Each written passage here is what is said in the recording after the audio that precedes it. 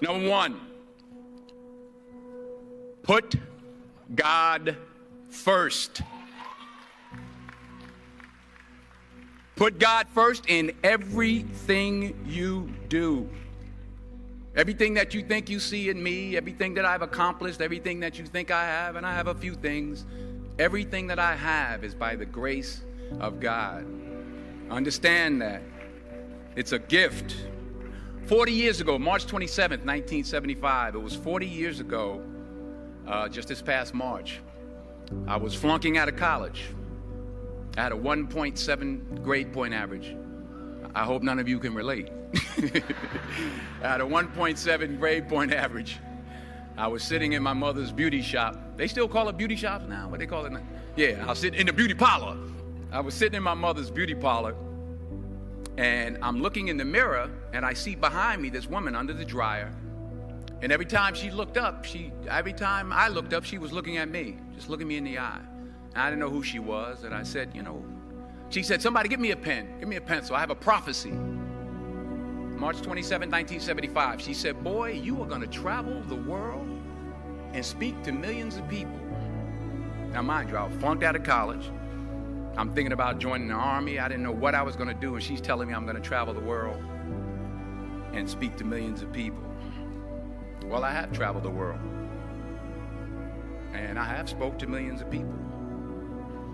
But that's not the most important thing, the success that I had. The most important thing is that what she taught me and what she told me that day has stayed with me since. I've been protected. I've been directed. I've been corrected. I've kept God in my life, and it's kept me humble. I didn't always stick with him, but he always stuck with me. So stick with him in everything you do. If you think you want to do what you think I've done, then do what I've done and stick with God. Number two, fail big. That's right. Fail big. Today's the beginning of the rest of your life, and it can be very frightening. It's a new world out there. It's a mean world out there, and you only live once. So do what you feel passionate about. Take chances professionally. Don't be afraid to fail. There's an old IQ test, was 9 dots, and you had to draw 5 lines with a pencil within these 9 dots without lifting the pencil. The only way to do it was to go outside the box. So don't be afraid to go outside the box. Don't be afraid to think outside the box. Don't be afraid to fail big, to dream big. But remember, dreams without goals are just dreams, and they ultimately fuel disappointment. So have dreams, but have goals. Life goals, yearly goals, monthly goals, daily goals. I try to give myself a goal every day. Sometimes it's just to not curse somebody out. Simple goals, but have goals. And understand that to achieve these goals, you must apply discipline and consistency. In order to achieve your goals, you must apply discipline, which you have already done, and consistency every day, not just on Tuesday and miss a few days. You have to work at it every day. You have to plan every day. You've heard the saying, we don't plan to fail, we fail to plan. Hard work works. Working really hard is what successful people do. And in this text, tweet, twerk world that you've grown up in, remember, just because you're doing a lot more doesn't mean you're getting a lot more done. Remember that. Just because you're doing a lot more doesn't mean you're getting a lot more done. Don't confuse movement with progress. My mother told me, she said, yeah, because you can run in place all the time and never get anywhere. So continue to strive, continue to have goals, continue to progress. Number 3, you'll never see a U-Haul behind a hearse. I'll say it again. You'll never see a U-Haul behind a hearse. I don't care how much money you make, you can't take it with you. The Egyptians tried it. They got robbed. That's all they got. You can't take it with you. And it's not how much you have. It's what you do with what you have. We all have different talents. Some of you will be doctors, some lawyers, some scientists, some educators, some nurses, some teachers. Yeah, okay. Some preachers. The most selfish thing you can do in this world is help someone else. Why is it selfish? Because the gratification, the goodness that comes to you, the good feeling that I get from helping others, nothing's better than that. Well, one or two things, but nothing's better than that. Not jewelry, not big house I have, not the cars, but it's the joy. That's where the joy is, in helping others. That's where the success is, in helping others. Finally,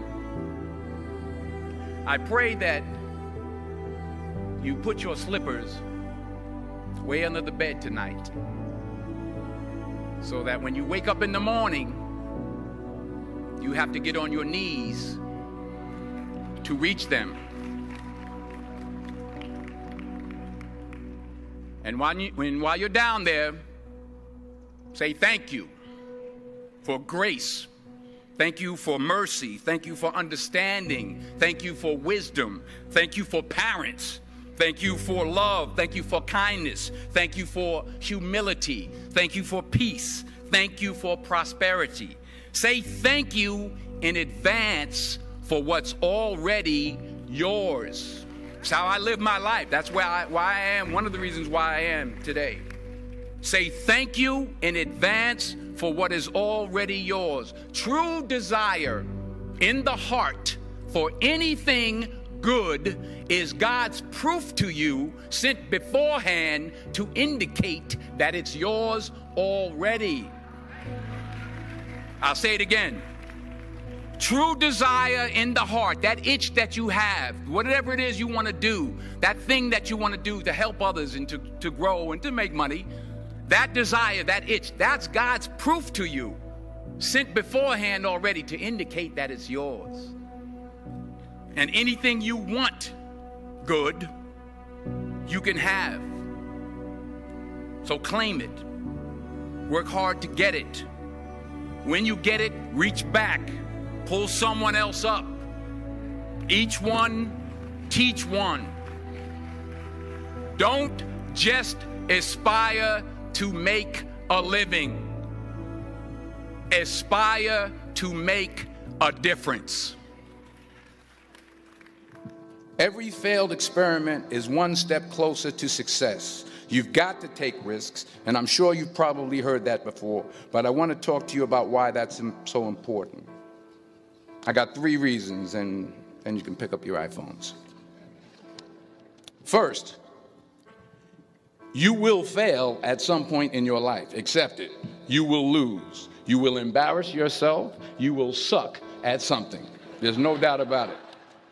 And I know that's probably not a traditional message for a graduation ceremony, but hey, I'm telling you, embrace it, because it's inevitable. And I should know. In the acting business, you fail all the time. Early on in my career, I auditioned for a part in a Broadway musical. Perfect role for me, I thought, except for the fact that I can't sing. So I'm in the wings, I'm about to go on stage, but the guy in front of me, he's singing like Pavarotti. He's just, and he's just going on and on and on. And I'm just shrinking. I'm getting smaller and smaller. So they say, oh, thank you very much, and you'll be hearing from us. So I come out with my little sheet music, and it was Just My Imagination by the Temptations. That's what I came up with. So I hand it to the accompanist, and she looks at it and looks at me and looks out at the director and was like, all right. So I start, I'm going to sing. I'm like, it's just my imagination once again, and they're coming away with me. And I'm not saying anything, so I'm thinking I'm getting better. So I just start getting into it. It was just my imagination. Running. They say, oh, yeah, thank you. Thank you very much, Mr. Washington. Thank you. So I assumed I didn't get the job. But the next part of the audition, he called me back. The next part of the audition is the acting part of the audition. So I'm like, hey, okay, maybe I can't sing, but I know I can act. So they pair me with this guy, and again, I didn't know about musical theater. And musical theater is big, so they can reach everyone all the way in the back of the stadium. And I'm more from a realistic, naturalistic kind of acting where you actually talk to the person next to you. So I don't know what my line was. My line was, well, hand me the cup. And his line was, well, I will hand you the cup, my dear. The cup will be there to be handed to you. I said, oh, okay. Well, should I give you the cup back? Oh, yes, you should give it back to me because you know that is my cup and it should be given back to me. I didn't get the job. But here's the thing. I didn't quit. I didn't fall back. I walked out of there to prepare for the next audition, and the next audition, and the next audition. I prayed. I prayed, and I prayed. But I continued to fail, and fail, and fail. But it didn't matter, because you know what? There's an old saying, you hang around the barbershop long enough, sooner or later you're going to get a haircut. So you will catch a break, and I did catch a break. Last year, I did a play called Fences on Broadway. Someone talked about it. Won the Tony Award. And I didn't have to sing, by the way. But here's the kicker. It was at the Court Theater. It was at the same theater that I failed that first audition 30 years prior.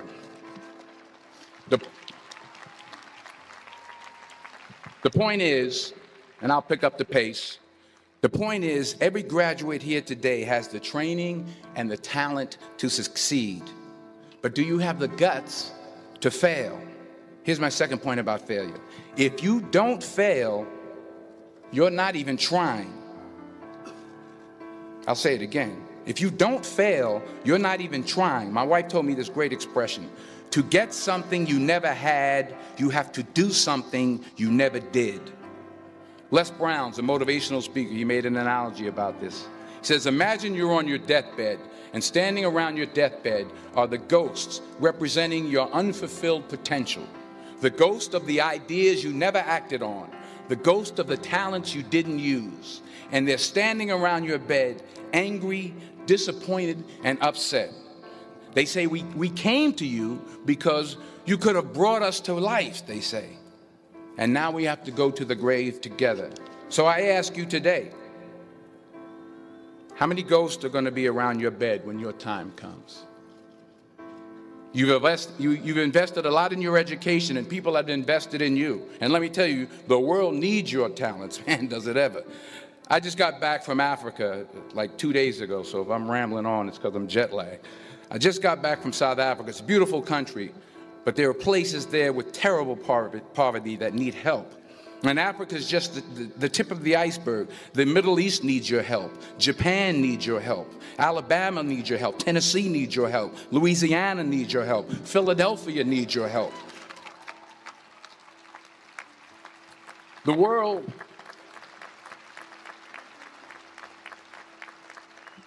world needs a lot, and we need it from you. We really do. We need it from you young people. I mean, I'm not speaking for the rest of us up here, but I know I'm getting a little grayer. We need it from you, the young people, because remember this. So you got to get out there.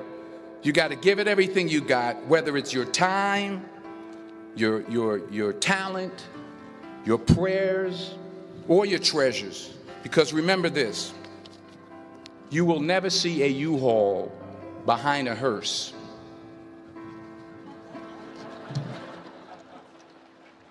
I'll say it again. You will never see a U-Haul behind a hearse. You can't take it with you. The Egyptians tried it, and all they got was robbed. So the question is, what are you going to do with what you have? I'm not talking about how much you have.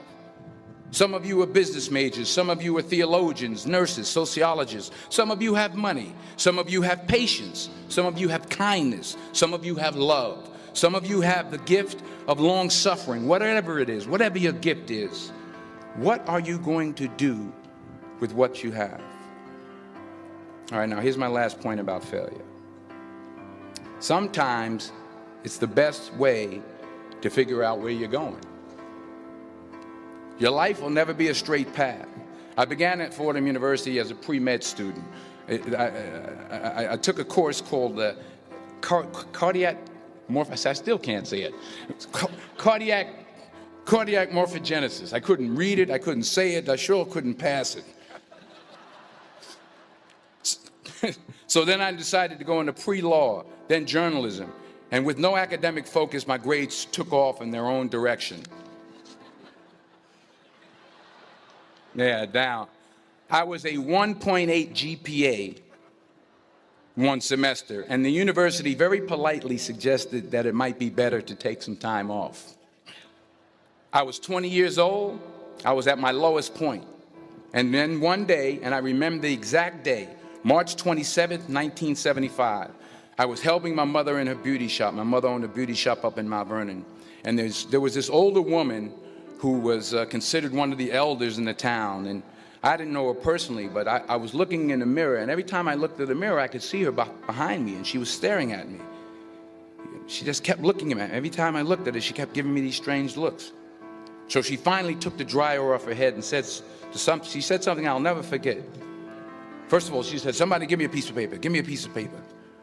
She said, "Young boy, I have a prophecy, a spiritual prophecy." She said, "You are going to travel the world and speak to millions of people." Now, mind you, I'm 20 years old. I'm flunked out of school.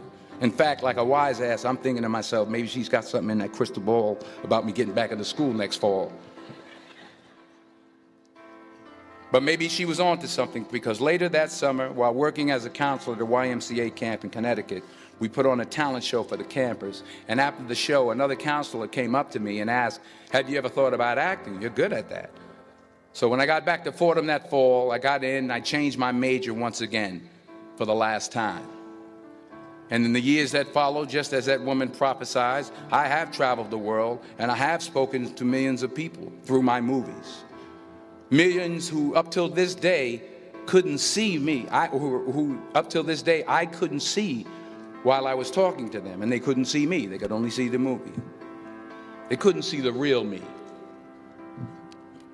But I see you today, and I'm encouraged by what I see. And I'm strengthened by what I see. And I love what I see.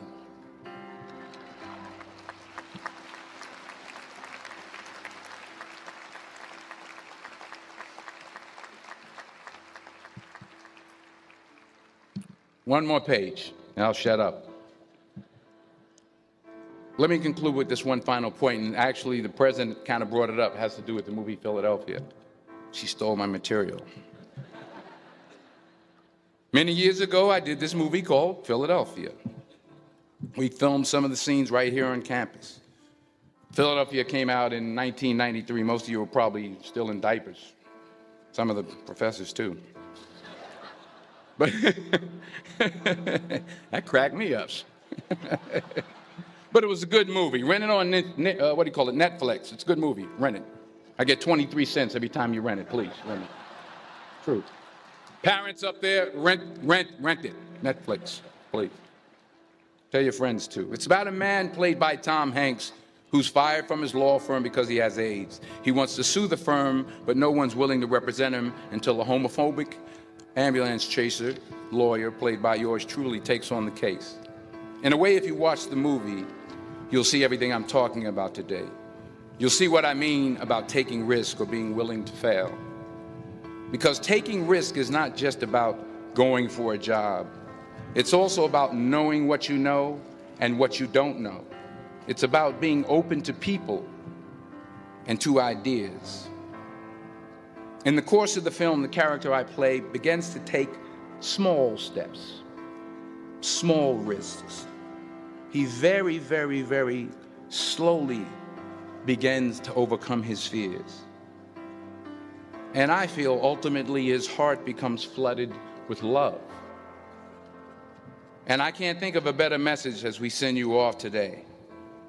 To not only take risks, but to be open to life, to accept new views, and to be open to new opinions, to be willing to speak at a commencement at one of the best universities in the country, even though you're scared stiff. While it may be frightening, it will also be rewarding. Because the chances you take, the people you meet, the people you love, the faith that you have, that's what's going to define you. So members of the class of 2011, this is your mission. When you leave the friendly confines of Philly, never be discouraged, never hold back, give everything you got. And when you fall throughout life, and remember this, fall forward.